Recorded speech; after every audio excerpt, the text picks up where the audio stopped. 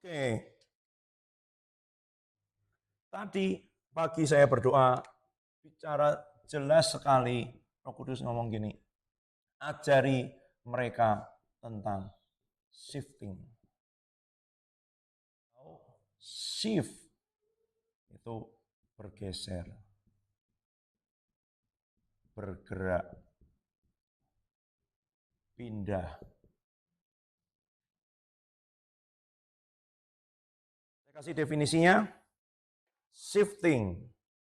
Kata kamus itu changing, berubah. Ada nggak berubah? Belum. Berubah. Perubahan. Kalau bergeser, pindah nggak? Pindah dong. Dimas tolong geser sedikit. Enggak, saya ngomong gitu. Pasti kan dia nggak tetap di situ, gitu ya. Pasti dia entah ke kiri, ke kanan sedikit, gitu. Kalau dia cuma set gitu, ya udah geser tuh papi, ya gitu. Bergerak Dimas, gitu ya. Pasti dia nggak cuma geser gitu, bergerak. Pindah, ya, gitu. Pindah ke depan, ke belakang, ke samping, berubah. Gimana caramu berubah? Rambutmu berdirikan kayak mohak, kaosmu sobek-sobek, ya kan, gitu. Celana dalam taruh di luar. Kan berubah, ya kan? Shifting itu changing. Tapi gini, khususnya perubahan yang apa? Tidak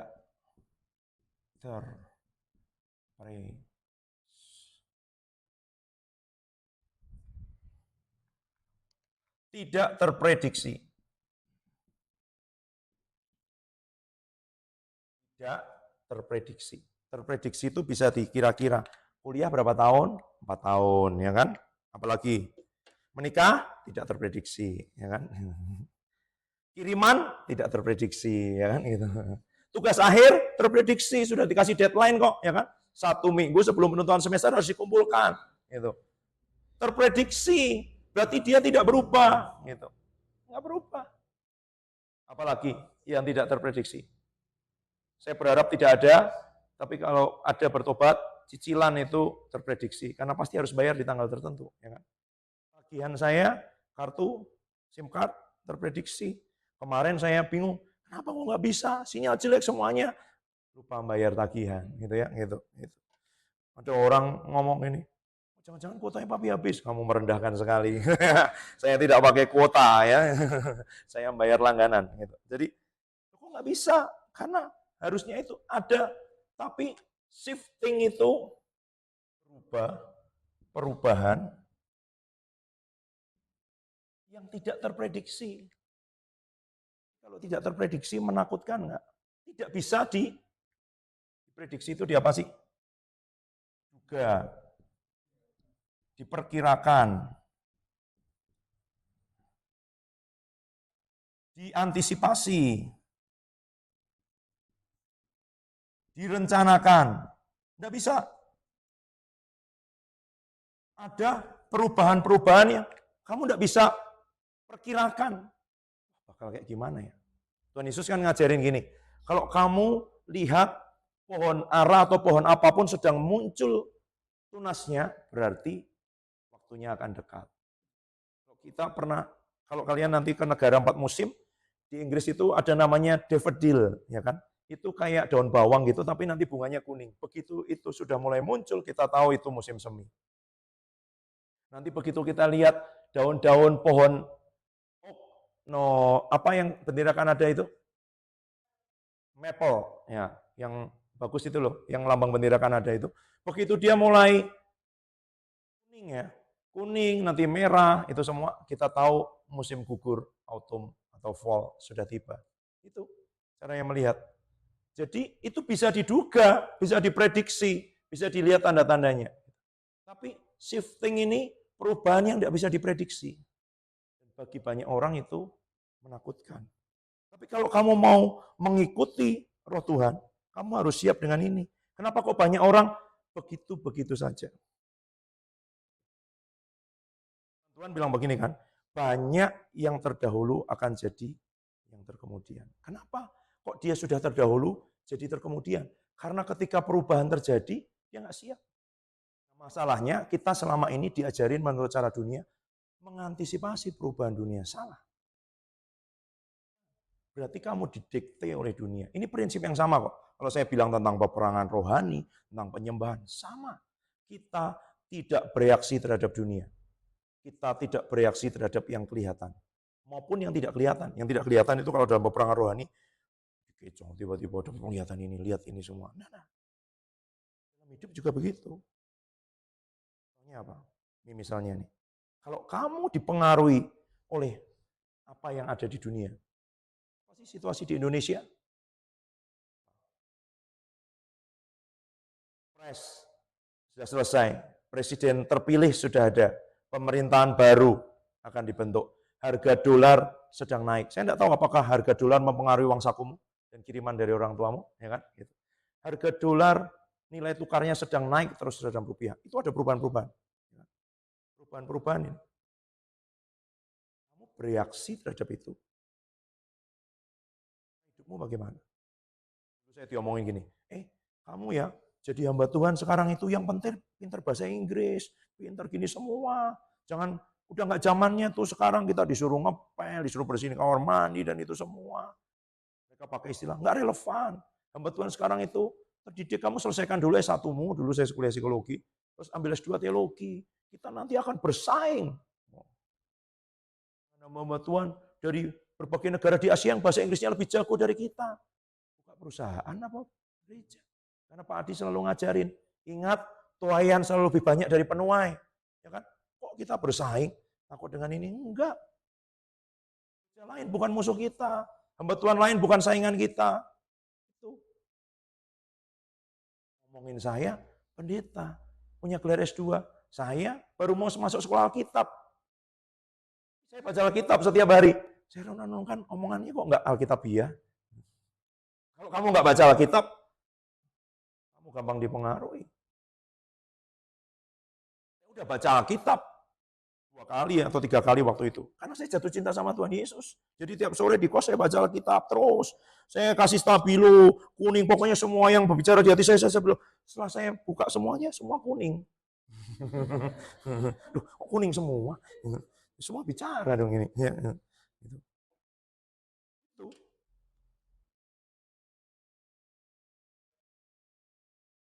Kita tidak ditentukan, perubahannya jangan dibaca di situ. Di mana? Surga, gitu loh. Surga sedang bergerak apa? Tuhan sedang bergerak apa? Kalau enggak, hidup kita akan didikte oleh kenyataan-kenyataan kehidupan. Kenyataan-kenyataan kehidupan itu harus kita hadapkan ke Tuhan. Nanti kalau baca sejarah raja-raja, di Raja-Raja dan Tawarik, kalian akan ngerti itu.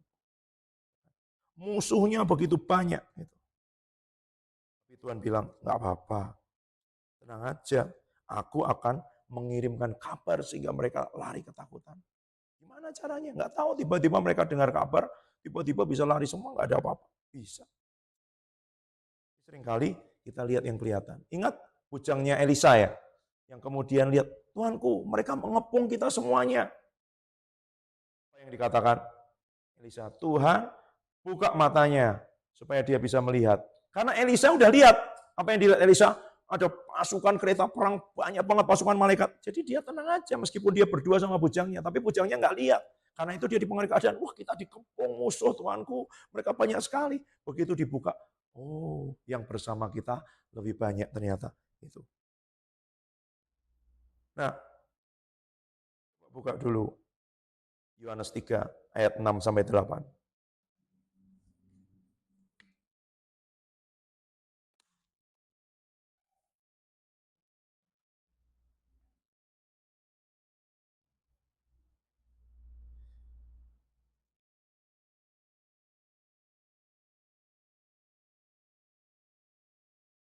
Apa yang dilahirkan dari daging adalah daging, dan apa yang dilahirkan dari roh adalah roh. Janganlah engkau heran, karena aku berkata kepadamu, kamu harus dilahirkan kembali.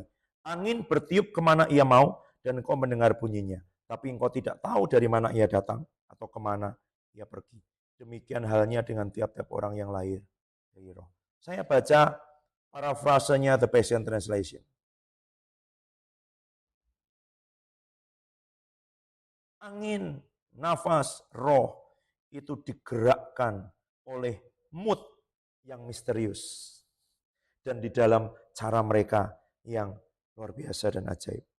Waktu kamu merasakan sentuhan dan mendengar suara mereka, kamu akan tahu bahwa mereka nyata. Tapi kamu tidak paham bagaimana mereka mengalir, bergerak di atas muka bumi. Cara yang sama misteriusnya adalah cara dari setiap orang yang dilahirkan dari angin, nafas, yaitu Roh Allah sendiri. Jadi dia bergerak ngikutin moodnya dia, bukan moodnya kita.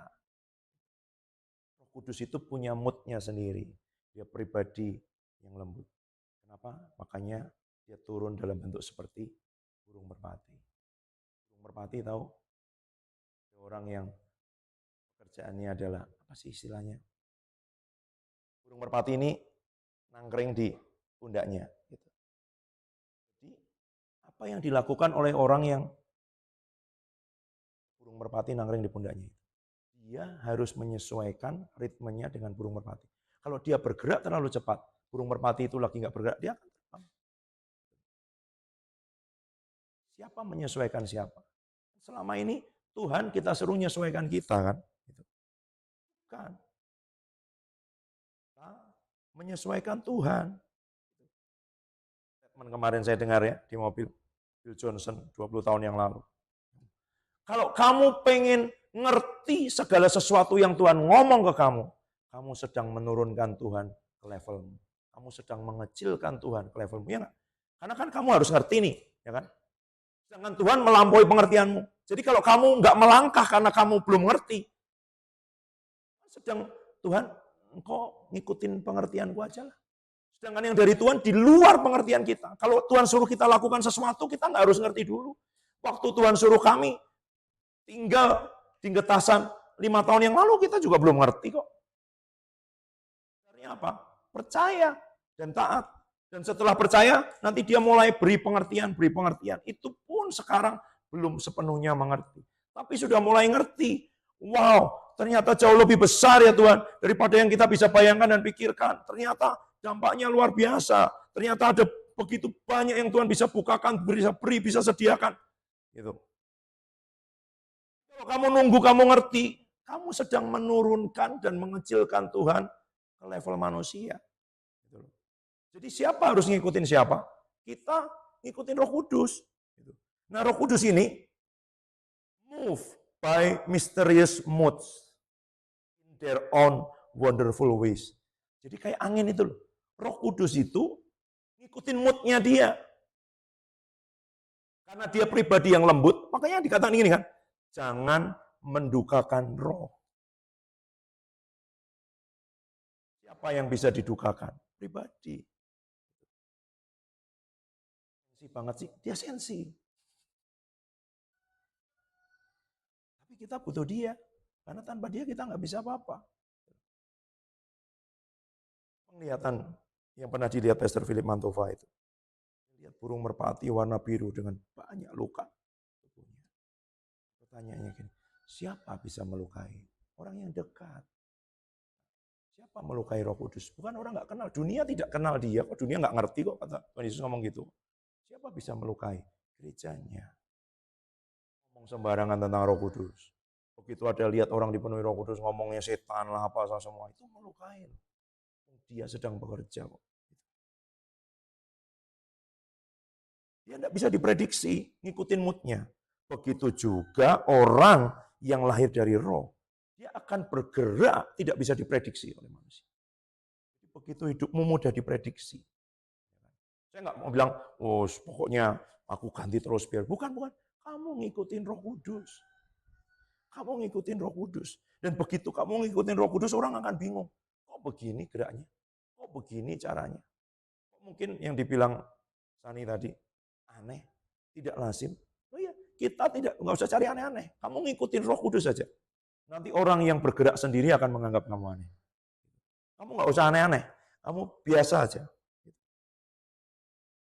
Dan kamu nggak sedang menjadi aneh. Kamu sedang mengikuti moodnya dia. Moodnya dia apa? Saya nggak bilang bahwa, oh ya kamu nyembah Pokoknya yang lama, itu kamu udah bikin pola, ya kan? Ikutin moodnya dia. Kalau dia bilang 10 menit, cukup. Cukup. Kalau dia bilang lagu ini aja. Ganti, ganti, ganti, ganti. Lagu cepat terus, cepat aja. Lompat terus aja. Pokoknya nurut lah. Itu moodnya dia, bukan moodnya kita. Makanya saya senang yang 2-3 minggu kemarin itu. Menurut saya dia agak tersinggung. Gitu ya. Terus lagu cepat, anak-anak muda. Gitu. Dia kasih roh pujian, ya kan. Mau nyanyi lagu lambat juga lompat-lompat semua. Terserah dia lah. Gitu. Terlalu lama kita yang ngatur dia, bukan dia ngatur kita. Dia ngikutin moodnya kita, bukan kita ngikutin moodnya dia. Dan kalau kita ngikutin moodnya Roh Kudus, nah ngomongin, ngajarin gini. Bangun tidur, ya kan?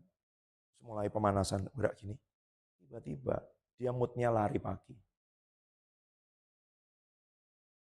Bisa dong tiba-tiba dari bangun tidur langsung lari pagi kan? Butuh agak gitu semua, bangun sadar dulu semuanya gitu. Tapi dia lari pagi dan tiba-tiba kamu harus ikut lari pagi. Ritmemu harus lari pagi gitu.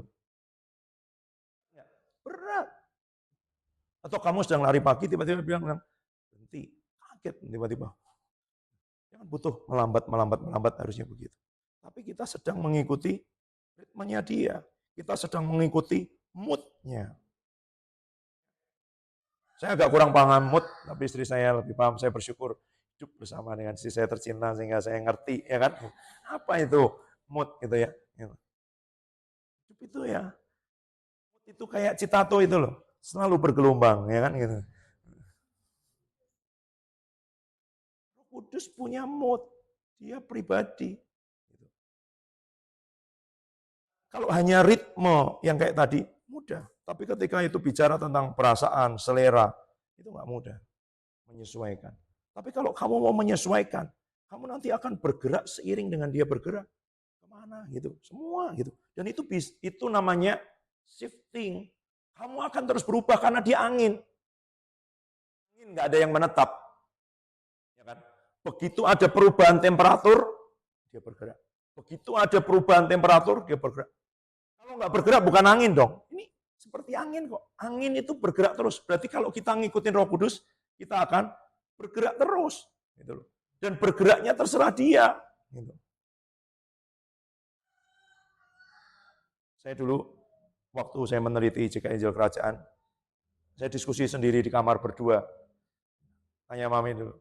Kamar saya di Inggris, lemari-lemari isinya kertas semua, saya coret-coret, bikin bagan semuanya, ya tetap nggak mudeng. Pokoknya 4 tahun itu saya nggak mudeng. Tapi saya gambarin semua, saya tulisin semua. Saya ngomong gini, sampai ketemu gambaran. Saya tanyain ke orang-orang, kamu ya, kalau nyopir truk, trailer, ya kan, tiba-tiba harus belok kanan bisa nggak? Pernah nggak lihat di jalan baru itu? Waktu saya nganter kemarin, mau nganterin mangkok untuk salad itu sama Hani, saya lihat truk trailer jago banget. Dia ambil kiri, mau muter balik itu sekali aja. Wow. Tapi nggak bisa tiba-tiba dong. Tiba-tiba dia tolong itu di depan kanan. Dia harus ancang-ancang jauh-jauh kan. Tapi kalau naik motor, wow, motor di Indonesia, sennya kiri, beloknya kanan, ya kan? Unpredictable, shifting mungkin ini paradigma yang dianut oleh banyak pengguna motor matic di Indonesia, ya kan? Gitu. Sennya kiri, beloknya kanan, gitu. Unpredictable, tidak terprediksi. Tapi kalau truk itu bis nggak bisa. Tiba-tiba kanan pasti banyak yang mati, ya kan? Keserempet dialah dan dia harus ke kiri dulu. Ya kan? Pernah lihat nggak putar balik itu di jalan baru itu? Dia mepet kiri dulu, nanti balik gini, putar. Gimana kalau kamu lihat truk trailer tiba-tiba berbelok ke kanan? Itu pertanyaan saya. Karena di tahun 2007, ya kan? Tahun 2007 bulan Januari, waktu Tuhan memberi perintah kepada Pak Petrus Agung, memberi penglihatan depan gereja, ada sangat banyak orang miskin. Dari bajunya dia bilang, saya tahu dari agama apa mereka. Mereka miskin, sakit. Perintah Tuhan satu. Tuai mereka. Kalau enggak, tuai yang tidak dituai jadi busuk, nanti jadi persoalan. Berdoa, minta Tuhan beri peneguhan, beri konfirmasi, beri ayat, beri firman, beri firman, beri firman. Tuhan ngasih firman. Pergi ke persimpangan jalan, lorong kota, rumahku harus penuh. Itu nanti baca, ya. Pergi rumahku, pergi kemana? Persimpangan jalan, lorong kota. Apa yang mereka lakukan setelah itu? Namanya kebaktian anak raja. Yang diundang, bukan kayak bikin KKR gitu. Siapa mau datang, datang enggak. Kirim angkot ke setiap sudut-sudut kota, di tempat pembuangan sampah, di kampung-kampung miskin semuanya. Saya masih ada fotonya itu dari atas. Parkiran Yoli Stadium. Kalau kebaktian anak raja. Orange semua angkot di Semarang di situ. Jadi orang di Semarang nggak bisa naik angkot kemana-mana. Karena semua angkot di Semarang disewa. Sampai terakhir mungkin lebih dari 15.000 yang datang sebulan sekali. Itu diadakan. Waktu Holy Stadium belum diresmikan untuk dipakai oleh jemaat. Jadi mereka baru diresmikan 7 Juli 2007. Dipakai 1 Januari 2007. Saya tanya Pak Petrus Agung, wawancara, masih ada rekamannya. Bapak memprediksi enggak bahwa nanti akan seperti itu? Oh enggak lah, saya pikir Tuhan beri Holy Stadium, 12.000 tempat duduk, tempat parkir luas, mobil-mobil mewah akan datang, orang keren datang pakai kacamata hitam, itu keluar dari mobil, masuk ke gereja. Diganti sama Tuhan.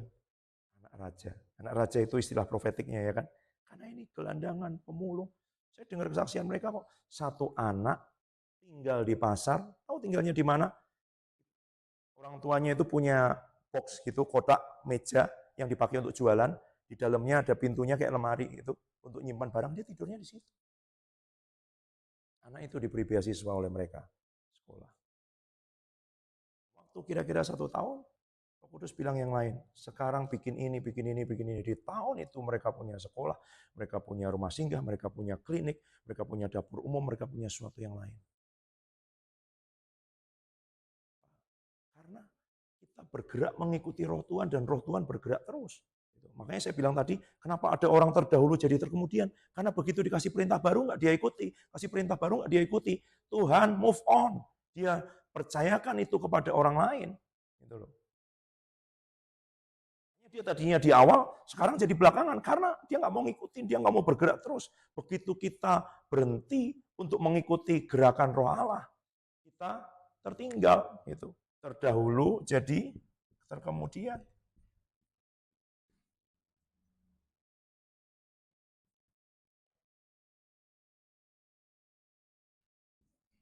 Kenapa? Karena Tuhan bergerak terus, Roh Tuhan bergerak, dia kayak angin.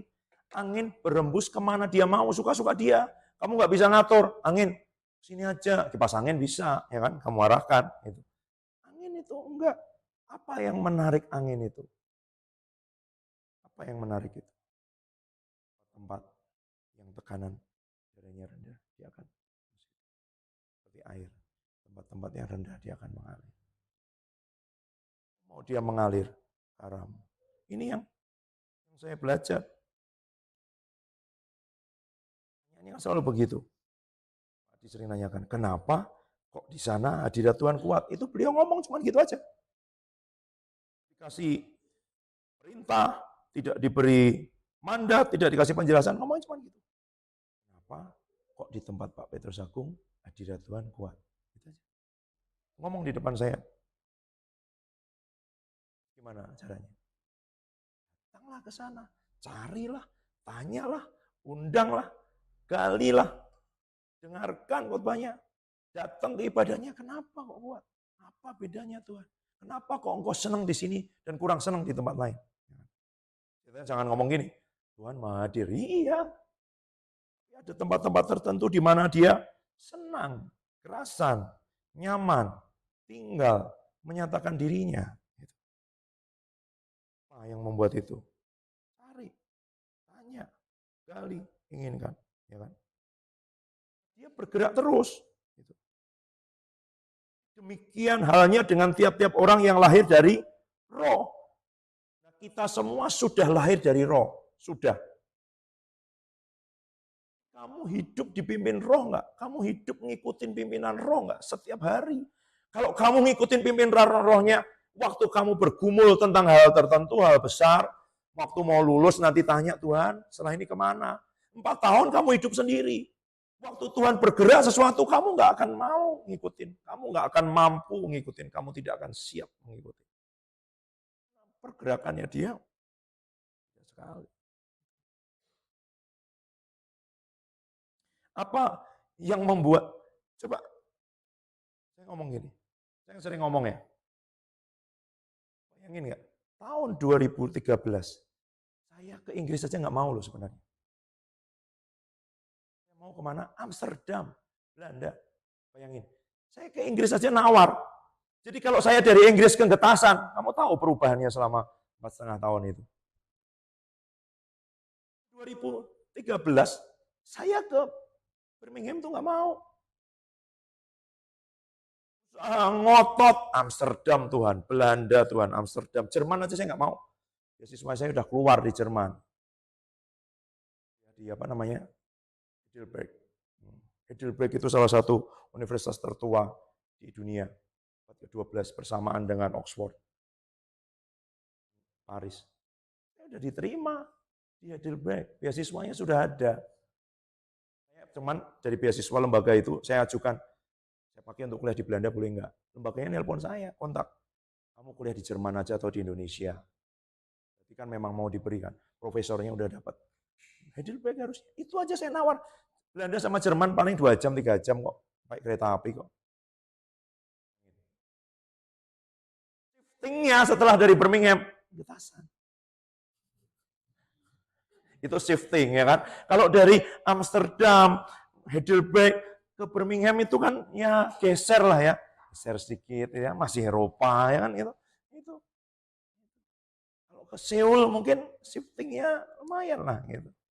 Getasan itu ya kan. Sejauh langit dari bumi ya kan. Sejauh langit dari bumi. Mami, bagaimana rasanya hidup dalam shifting ya kan.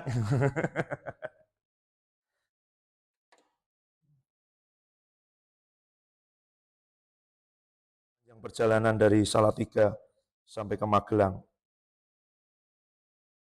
Tanya emosional ya. Saya berkata pada Pak Adi, kasih beban saya untuk tinggal di sana. Kamu nggak ngomong-ngomong dulu sama aku katanya. Gitu.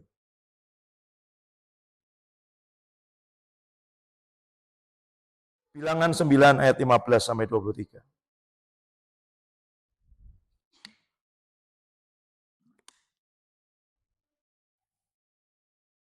Bilangan 9 ayat 15 sampai 23.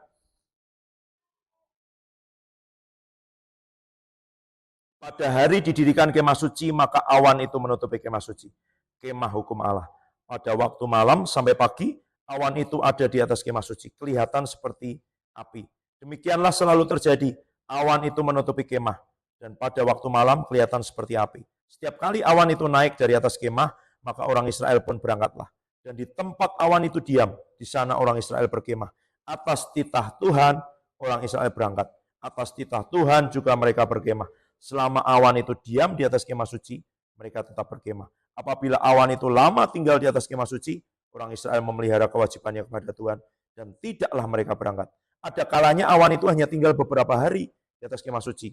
Maka atas titah Tuhan mereka berkemah. Atas titah Tuhan juga mereka berangkat. Ada kalanya awan itu tinggal dari petang sampai pagi. Cuma 1 malam. Ketika awan itu naik waktu pagi, mereka pun berangkatlah. Baik waktu siang, baik waktu malam, apabila awan itu naik, mereka pun berangkatlah. Berapa lama pun juga awan itu diam di atas kemah suci. 2 hari, sebulan, atau lebih lama, maka orang Israel tetap berkemah dan tidak berangkat. Tapi apabila awan itu naik, barulah mereka berangkat. Atas titah Tuhan mereka berkemah, atas titah Tuhan juga mereka berangkat. Mereka memelihara kewajibannya kepada Tuhan. Menurut titah Tuhan dengan perantaraan Musa. Shifting. Setiap hari mereka nggak tahu kapan mereka berangkat, kapan Kalau kamu pergi, nginep, kamu nggak tahu. Ini check-in, check-out-nya kapan nggak tahu. Kalian pergi kan, ikut retreat, oh 2 hari, 3 hari, oke barangnya dibongkar, nanti hari terakhir packing, ya kan? Gitu. Ini nggak dikasih tahu. Berapa hari nginep di situ. Sama mereka nggak usah bongkar barang dulu. Siapa tahu besok pindah, nggak pindah. Besoknya nggak pindah, besoknya nggak pindah.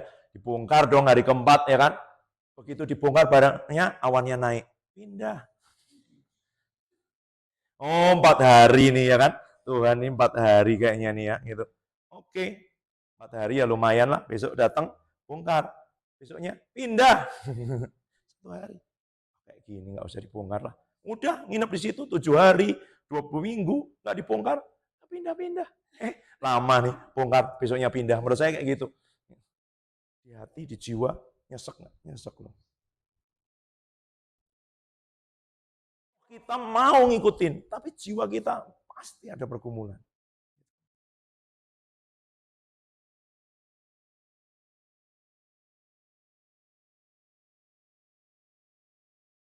Itu kita harus belajar menyerahkan, meletakkan supaya jiwa kita mau terus dipimpin sama Roh Tuhan. Nurut, fleksibel, nggak kaku, available. Itu semua bicara tentang itu. Karena kalau kita ngikutin dia, nggak ada polanya, itu masalahnya. Gitu loh. Ya kan? Oke, 3 hari, 7 hari, 2 minggu, kita nggak ada polanya, terserah dia, acak banget. Setelah 3 bulan, tiba-tiba sehari pindah, bisa. Ya kan gitu. Pokoknya kapanpun, nah kalau kamu nggak mau pindah, apa yang terjadi? Kamu di tengah padang gurun sendirian loh, nggak ada temannya. Oh nggak usah pindah, terserah. Oh mau jalan sendiri Tuhan, aku di sini. Ya udah, kamu di tengah padang gurun, nggak ngerti arah bergeraknya kemana. Nggak ada, kamu tahu padang gurun. Padang gurun itu juga shifting. Lihat video padang gurun. Jadi ini ya, padang gurun ya, misalnya nih. Ini kayak gundukan pasir gini. Terus kamu berdiri di sini. Tidur. Besok dia udah berubah jadi kayak gini. Tahu arah nggak? Nggak tahu. Dia dibawa angin terus. Jadi nggak ada bentuk permanen di padang gurun itu. Kalau kamu nggak mau ditelan, kehilangan arah di padang gurun, kamu harus ngikutin pergerakannya roh, shifting. Padahal di padang gurun ini hilang. Kemarin nggak? Petunjukmu kan, kemarin kan di situ bukit, sekarang rata. Jadi aku kemana? Ketemu oase, ketemu pohon kurma, oke, mungkin ada petunjuk. Tapi kan itu jarang-jarang. Dia harus bergerak terus, mengikuti. Karena begitu enggak, kamu hilang. Kenapa dia pasir, semua jadi rata. Petunjuknya mana? Kemarin bukit di situ, bukit di situ. Kita berkemah di tengah-tengah, sekarang rata semua. Dia harus mengikuti. Yang diikutin bukan zaman. Yang diikutin bukan tren, bukan. Yang diikutin adalah Roh Tuhan yang terus bergerak.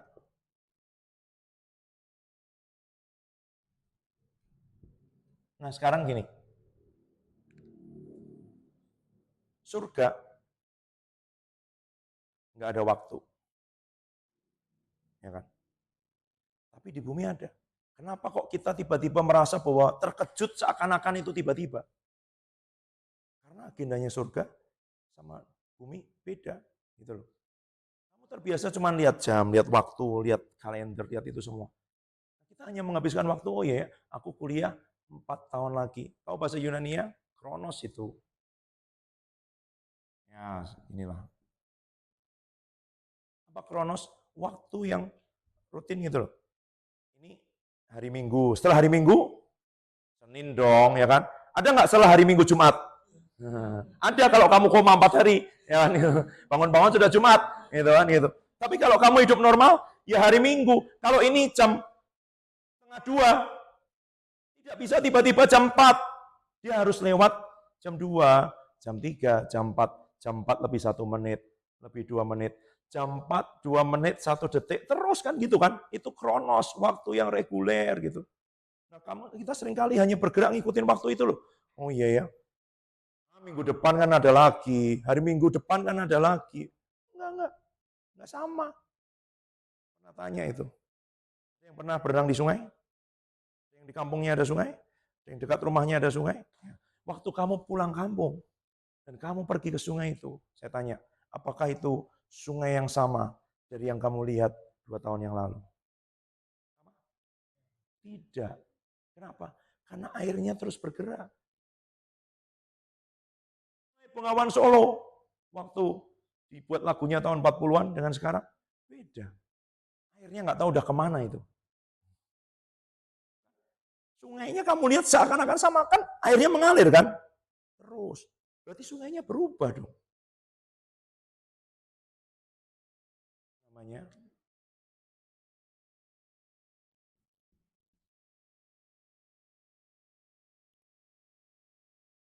begitu lewat sungai hari ini dengan sungai kemarin beda. Sungai siang ini dengan sore nanti beda. Gitu loh. Hari Minggu ini dengan hari Minggu depan beda. Tanggal 30 Juni 2024 dengan tanggal 30 Juni 2025 beda. Kamu cuma hitung kairos, oh ini hari Minggu kok. Minggu depan masih ada minggu lagi kok. Minggu depan juga masih ada minggu lagi. Kamu hanya hidup berdasarkan ini loh. Sedangkan kairos itu surga. Di surga nggak ada hitungannya begitu. Jadi dia bisa tiba-tiba masuk, set. Dan waktu dia masuk, kamu siap atau enggak? Waktu kamu nggak siap, itu kelewat. Gitu loh. Contohnya. Oh, Tuhan Yesus ya. Buka dulu. Yohanes 2, ayat 4-5, dan ayat 7-8.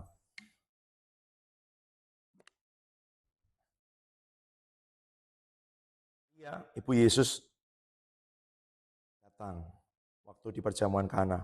Kata Yesus kepadanya, mau apakah engkau daripadaku ibu? Saatku belum tiba. Oke ya, saatnya belum tiba. Tapi Ibu Yesus berkata pada pelayan-pelayan, apa yang dikatakan padamu, buatlah itu. Yesus berkata pada pelayan-pelayan, isilah tempayan penuh dengan air. Dan mereka pun mengisi sampai penuh. Lalu kata Yesus, sekarang cedoklah, bawa kepada pemimpin pesta.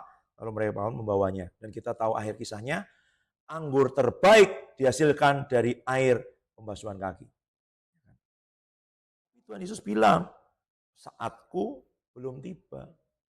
Saatnya Tuhan Yesus ngikutin dunia bukan? Bukan.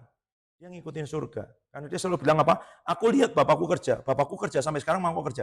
Jadi dia tidak lihat surga sedang mengubah air menjadi anggur. Jadi dia bilang, saatku belum tiba. Maria bilang apa?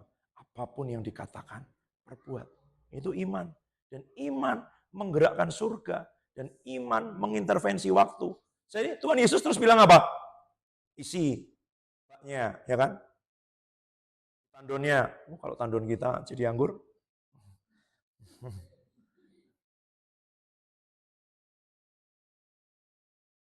Apa yang dikatakan kepadamu buatlah. Kata Yesus, isi tempayan itu penuh dengan air. Mereka pun mengisinya sampai penuh. Sekarang cedoklah. Loh, coba kalau dia nggak nurut. Isi air, oke. Ngisi air, oke kan? Cedok bawa pada pemimpin pesta. Pembasuhan kaki kok suruh ngicipin pemimpin pesta, kita bisa dipecat nih, ya kan? Ya, pentingnya ketaatan. Kalau kamu coba masukkan Tuhan ke pikiranmu, bukan ketaatan, nggak akan bawa air itu kepada pemimpin pesta. Dan waktu nggak dibawa, ya tetap air. Nggak tahu berubahnya kapan, karena mereka juga nggak disuruh nyicipin sendiri. Coba kamu cicipin dulu. Oh iya, enak banget, dia pasti lari langsung, nggak bisa disuruh. Nggak disuruh nyicipin, disuruh nyedok. Apa disuruh nyedok, suruh apa? Bawa pemimpin pesta. Itu langkah iman loh. Ketaatan loh. Ya enggak? Kalau dia coba, tes dulu lah. Mungkin kalau dites menurut saya tetap air.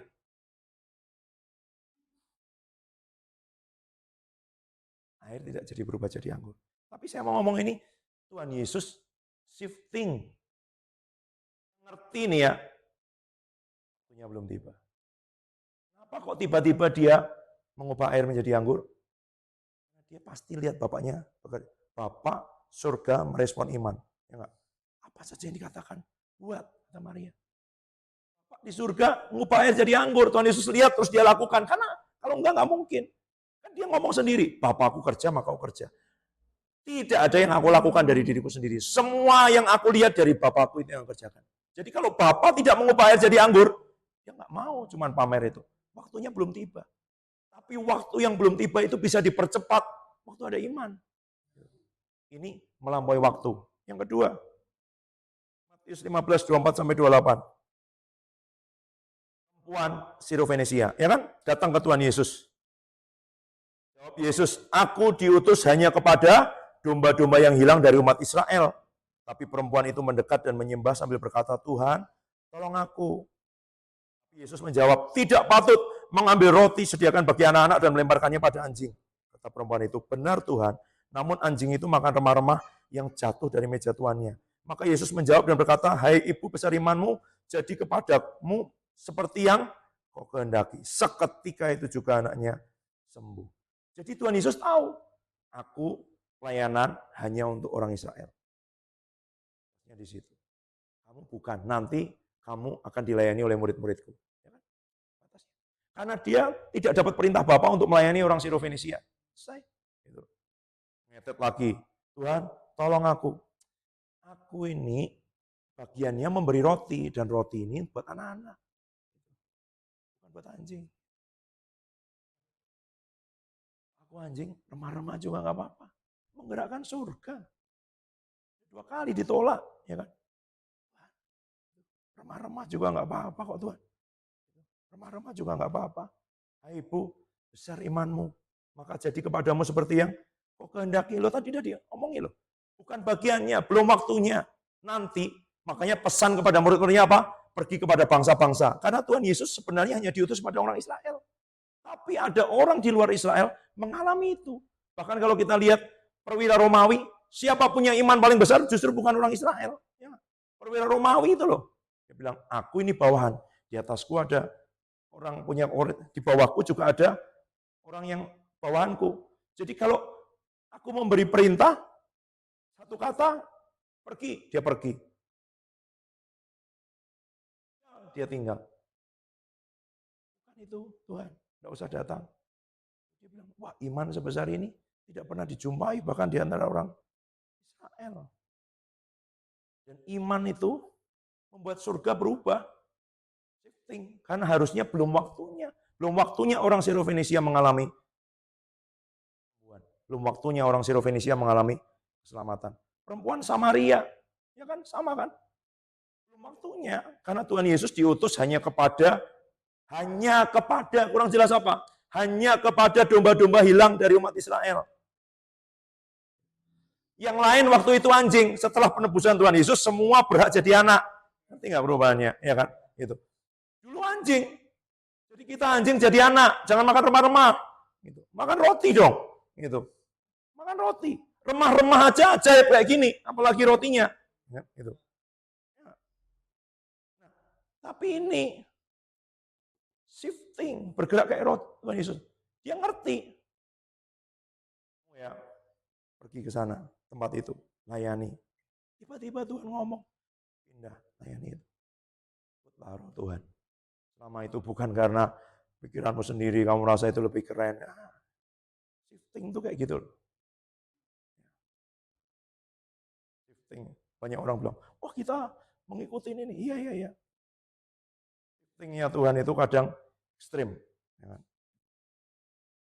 Betul ekstrim. Bergerak. Luar biasa. Terbuka nggak? Kita terbuka nggak? Punya fleksibilitas nggak? Lentur nggak? Apa yang saya bilang tadi? Fleksibel. Available. Apalagi? Ya.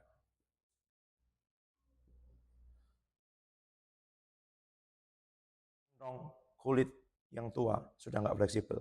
Ya. Dia udah keras, kantong kulit itu. Sebabnya dia nggak bisa diisi anggur baru. Waktu Tuhan beri anggur baru, kantongnya diisi akan pecah, anggurnya terbuang. Jadi nggak diisi.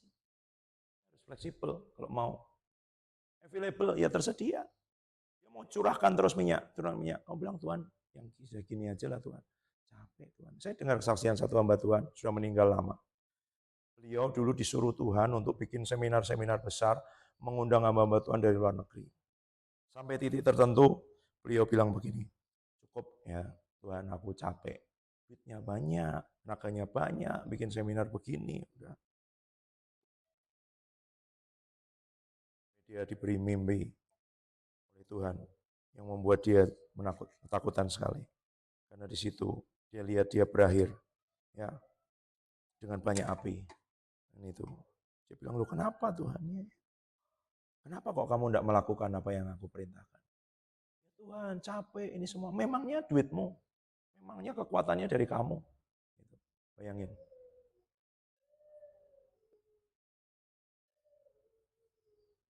Ini orang sudah melakukan, tapi dia nggak mau lagi. Tahu apa yang Tuhan bilang ke Reinhard Bonnke? You drop my vision, I will drop you. Reinhard Bonnke, ya kan? Penginjilan di jalan memang di Afrika sudah seperti mimpinya, Penginjilan di jalan di Afrika, main akordeon di perempatan, penginjil orang 2-3 orang di depannya, 5 orang, terus dia, karena mereka lihat dia main akordeon, terus dia memberitakan Injil. Tiba Tuhan bilang, apa? KKR di lapangan. Tuhan, nggak bisa, nggak pernah, nggak persiapan. Lembaga misinya, dia minta izin kepada pemimpinnya, dia bilang, panggilan kita bukan itu. Kalau kamu mau seperti itu, pindah organisasi. Wah Tuhan, tapi kan begini-begini semua, dia bergumul dengan itu. Malam itu dia di depan mesin take, mau bikin surat pengunduran diri, dia ragu-ragu, takut. Dia dengar suara, if you drop my vision, I will drop you. Kalau kamu buang visiku, aku akan buang kamu. Sekian waktu kemudian, waktu dia udah KKR besar gitu semua, Reinhard Bonnke orang Jerman. Bahasa Inggrisnya waktu dia kuliah di Inggris, di Wales, belum bisa bahasa Inggris. Setelah sekian tahun dia jadi penginjil di Afrika, KKR besar, Tuhan suruh dia apa? Nulis buku penginjilan, traktat penginjilan dalam bahasa Inggris. Oke. Terus dibagi ke satu negara, seluruh alamat yang ada di negara itu, di buku telepon, di alamat yang terdaftar, harus terima satu buku. Pertama, dia bilang, saya nggak bisa bahasa Inggris. Maksudnya khotbah ya, tapi nulis dalam bahasa Inggris. Ya, saya dulu baca bahasa Inggris banyak, ngomong belajar, nulis itu hal berbeda. Wah, berat sekali buat saya. Nulis dalam bahasa Inggris. Oke. 2, mencetak sebanyak penduduk alamat di negara itu. 3, duitnya. 4, cara mengirimkannya. Yang pertama aja Tuhan, bahasa Inggrisku ini kayak gini loh, nulis nggak bisa loh, engkau tahu loh. Tapi Tuhan ngomongnya beda. Aku udah tawarin ini ke banyak orang dan mereka nolak. Jangan ditolak lagi. Oke Tuhan, oke Tuhan, dia bilang gitu. Oke, kalau begitu kirim. Akhirnya Tuhan beri 2 orang menolong dia jadi editornya. Nah itu, dia cerita tentang visi ini. Ada orang, kamu gila banget ya, kamu tahu nggak duitnya gini-gini berapa? Ini pengusaha ngomongin dia, oh ini nggak ada orang mau membiayai, ini-gini semua. Ini pengusaha ngomong gitu sama Reinhard Bonnke setelah dia sharing visi itu. Tahu nggak, besok paginya datang lagi. Malam-malam dibangunin Tuhan. Kamu yang membiayai. Dia marahin Reinhard Bonnke, kamu gila, nyetak duitnya berapa? Nggak ada orang mau membiayai. Itu. Ya kan? Malamnya dikasih mimpi. Suruh Tuhan. Memang nggak ada, kamu. Besoknya datang lagi. Berapa sih duitnya, coba dihitung. Iya, gitu. Dari situ nanti baru distribusikan baru itu semua. Cerita terakhir hari ini, seorang hamba Tuhan pulang dari Belanda dengan gelar master. Disuruh Tuhan melayani di tempat pembuangan sampah. Tuhan bilang, supaya hatimu tidak goyah, ijazahmu buang ke tong sampah. Kamu tidak bisa, kamu harus bakar jembatan yang di belakang. Tidak bisa lagi nyebrang ke sungai sana. Ijazahnya dibuang ke tong sampah. Setelah sekolah 6 tahun di Belanda. Master. Melayani siapa? Pemulung di tempat pembuangan sampah. Main sekolah di Belanda 6 tahun melayani pemulung ya kan? Gitu.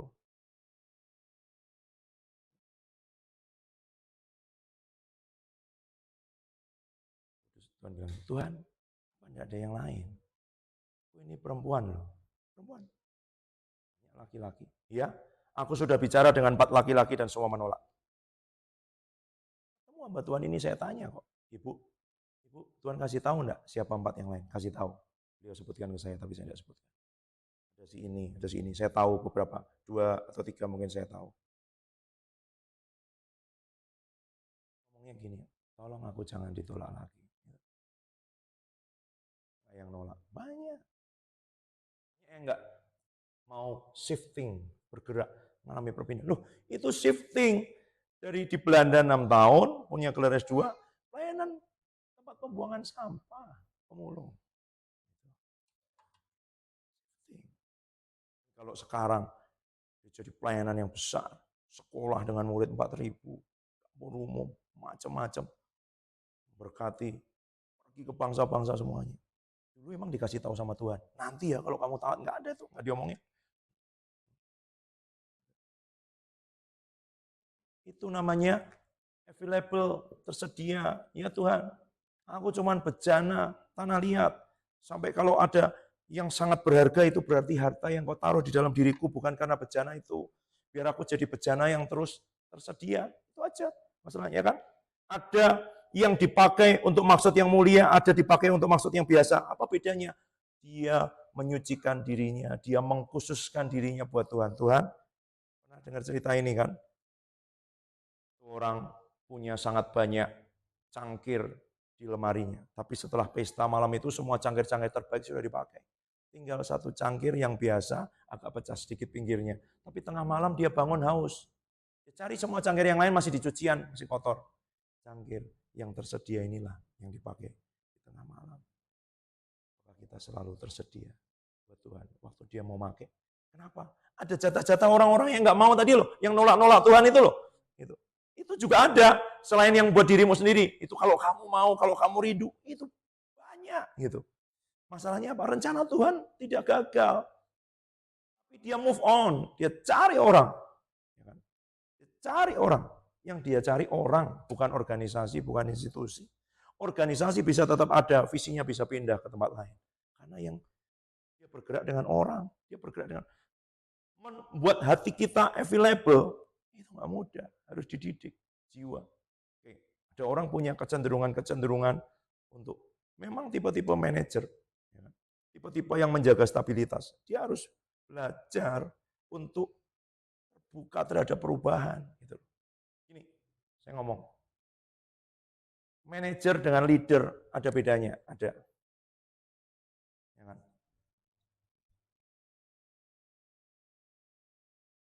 Manajer. Leader ini akan membawa, memimpin kepada perubahan. Perubahan. Gitu. Gini loh. Arahnya naik terus. Nah, waktu mau naik terus ini nggak bisa langsung naik. Di sini harus ada landainya dulu. Menyiapkan sesuatu untuk naik lagi. Nanti di sini ada landainya, nanti naik lagi. Disinilah tugas manajer.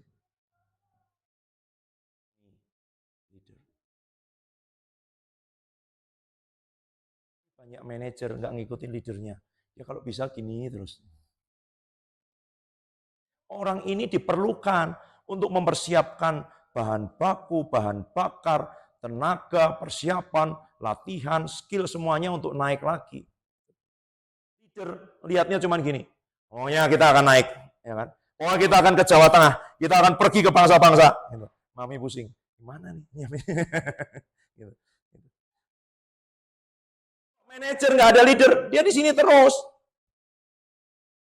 Pokoknya setiap minggu ya kayak ginilah.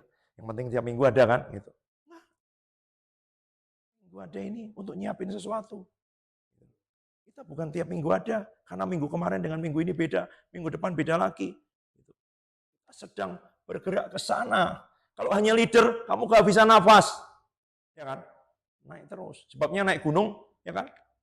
Oscar tahu pernah naik Gunung Merbabu, ada nggak jalur pendakian yang langsung gini? Nggak ada kan, muter gitu. Kenapa?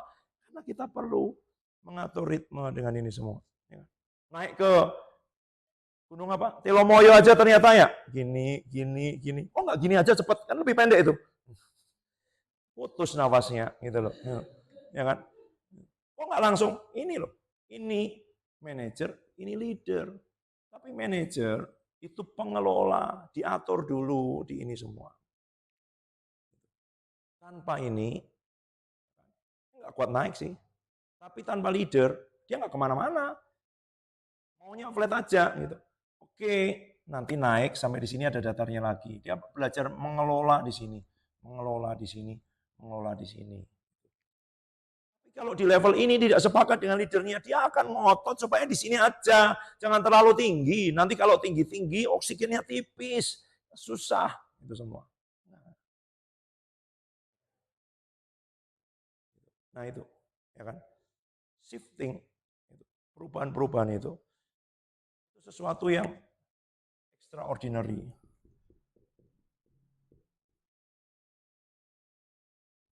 Manajerial ini ordinary, hal sehari-hari, hal rutin.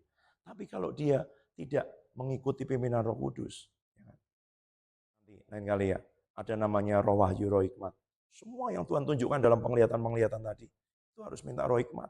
Bagaimana mengeksekusinya. Saya baru diajarin kemarin, satu sama Tuhan. Setelah kami berdoa, setelah ngobrol 3,5 jam, dia masih sampaikan sesuatu. Gitu ya. Jadi kita harus mulai belajar bagaimana setiap penglihatan-penglihatan itu, selain untuk kota, untuk sesuatu yang lebih besar, bisa berlaku untuk dirimu sendiri. Kamu harus, yang dapat karunia penglihatan, tanya sama Roh Kudus, Tuhan ini di marketplace, di dunia kerja, di dunia bisnis, apa trennya? Apa pimpinan Tuhan untuk ini semua? Ya. Karena orang yang dapat pimpinan Tuhan, dia tidak akan kekurangan. Elia disuruh pergi ke sungai itu, dan di situ masih ada airnya, di situ ada burung gagak. Kenal dengan hamba Tuhan yang punya karunia profetik. Bilang kok sama anggota jemaatnya. Ini. Jemaatnya nggak banyak loh. Tapi di tengah COVID kemarin mereka tidak kekurangan. Ngomong gini, harga barang ini akan naik. Kamu beli. Dia beli. Naik. 300%. Bilang, mata uang ini akan naik ini nih. Kamu beli. Benda ini akan naik sekian. Kamu naik. Ini nanti akan jadi tren sekian tahun. Saya tahu nggak apa itu? Tahu, dia kasih tahu saya. Pastor Roni, saya kasih tahu kamu karena saya tahu kamu bukan hamba uang. Kamu tidak akan pakai itu untuk cari uang, ya. Saya kasih tahu apa yang akan naik, apa yang akan ini, tren bisnisnya apa, itu semua. Jemaatnya 130 orang, tapi di waktu COVID mereka bisa beli tempat. KDP udah nginep di situ, KOC, tempat M itu, tempat mereka. Di tengah pandemi, yang lain harus motong separuh persembahan kasih hamba Tuhannya. Surga tidak terbatas oleh keadaan. Nah kalau kita kayak kemarin itu loh, minggu lalu, nerobos surga kan, open heaven kan, gates of heaven terbuka, tujuannya apa? Kita ngerti loh surga bergeraknya apa, ya kan? Dia akan ngasih tahu kita di depan ada apa. Waktu ada kelaparan, dia nggak kelaparan. Gitu loh. Waktu ada kesulitan, loh, perempuan Sunem yang melayani Elisa ya kan? Elisa kan, dia tidak kekurangan loh, dapat upah nabi, ingat enggak? Waktu ada krisis dikasih tahu sama Elisa, nanti ada kelaparan 7 tahun, kamu pindah dulu ke tempat lain. Setelah pulang, tanahnya diambil orang semuanya. Gehazi lagi ngobrol-ngobrol sama raja. Dan raja lagi tanya, coba dong kamu kesaksian, kamu kan pernah jadi bujangnya Elisa. Gimana dia membangkitkan orang mati. Waktu di raja nanya, ibu ini datang, mau melaporkan tanahnya diambil orang. Langsung Gehazi bilang, ini orangnya yang anaknya dihidupkan sama Elisa. Oh iya, dia lapor kasusnya, langsung tanahnya kembali lagi. Gimana? Nggak bilang kita hidup tanpa persoalan, tanpa itu semua. Tanpa karena shifting ini sendiri sebuah tantangan. Ketika kamu mau bergerak ngikutin roh Tuhan terus, yang menurut dunia, keadaan, kesulitan, permasalahan itu nggak ada sebenarnya. Karena kamu ngikutin agenda surga. Kalau enggak kan kamu sedang ngikutin agenda dunia nih. Oh krisis pangan lah, energi lah, dolar naik lah, semuanya. Dia sudah bilang satu mata kuliah, satu mata uang lain yang akan naik sebenarnya. Kamu beli sekarang nanti akan begitu. Ini apa yang harus dilakoni ini semua. Semua orang sekarang sedang mengikuti tren sosial media. Nanti perubahan akan terjadi dalam 5 tahun. Karena ada titik kejenuhan dengan sosial media. Orang nggak ngerti itu, dia nggak siapin. Ngerti itu. Apa yang dilakukan? Siapkan toko fisik dari sekarang ketika semua orang sudah tutup. Ngerti nggak? Satu departemen store itu mulai tutup loh, di mana-mana. Karena semua orang beli online. Tapi waktu titik kejenuhan itu, orang pengen belanja lagi. Kamu nggak dapat dari Tuhan? Nggak siap, tokonya nggak ada. Tunggu 5 tahun lagi. Semua orang sekarang sedang tren dengan online. Tempat kita nggak ada videonya. Biarin aja. Nggak disuruh Tuhan kok. Ada yang nawarin kok. Yang belum dengar. Ada yang nawarin untuk beliin kamera video. Saya berdoa. Waktunya sudah. Kalau mau datang ke sini. Ya, gitu. Kenapa? Kak Debbie, kita bukan tontonan. Ya kan? Jadi nggak usah nonton-nonton. Datang. Itu ya. Buka diri, siapkan hati, minta terus, Tuhan dibentuk terus Tuhan. Tetap lentur, tetap fleksibel, tetap available buat engkau. Sehingga ketika engkau berubah, bergerak, bergeser, terus pindah, waktunya tidak terprediksi, tidak terpola. Boleh musik? Ini semua. Kami tetap bergerak bersama dengan engkau. Kami tetap mengikuti, kami tetap mau Tuhan. Ini akan ada perubahan-perubahan yang cukup besar, bahkan sangat besar itu. Yang Tuhan lagi mau bergerak macam-macam itu. Tiba-tiba kita bisa berkata begini, oh enggak usah gitulah Tuhan, yang gini aja. Gitu. Bisa nggak?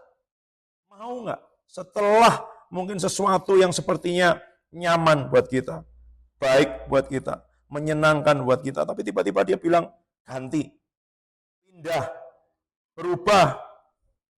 Kita masih bilang, aku Tuhan, jadi menurut perkataanmu. Ini aku Tuhan, jadi menurut perkataanmu. Here am I, Lord, here am I. Dan kita berkata, ini aku Tuhan, ini aku Tuhan, ini aku. Tuhan, Engkau sedang